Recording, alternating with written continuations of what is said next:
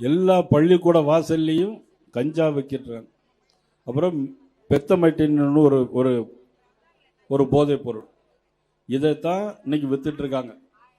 ஆனால் நான் சொல்கிறேன், ஒரு முதலமைச்சர் தெரு தெருவா போய் நேரடியாக எல்லா குற்றவாளிகளும் முதலமைச்சர் போய் கண்டுபிடிக்க முடியாது. உங்கள் கையில் வைத்திருக்கிற காவல்துறை என்ன செய்து கொண்டிருக்கிறது?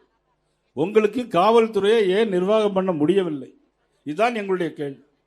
கஞ்சா போடுறது மட்டுமல்ல, 10 வயது பெண்ணிலிருந்து 70 வயது பெண்கள் வரை ரோட்டில் தனியாக நடமாட முடியல.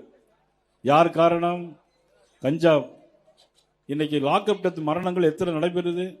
சாத்தாங்குளத்தில் 2 பேர் இறந்து போனாங்க. அதுக்கு குய்யோன்னு குதிச்சாங்க, எவ்வளவோ போராட்டம் நடத்தினாங்க. ஆனால் இன்னைக்கு இவருடைய ஆட்சியில் 32 லாக்அப் டெத் மரணங்கள் நடந்திருக்கு. 32 லாக்அப் டெத் மரணம் நடந்திருக்கு.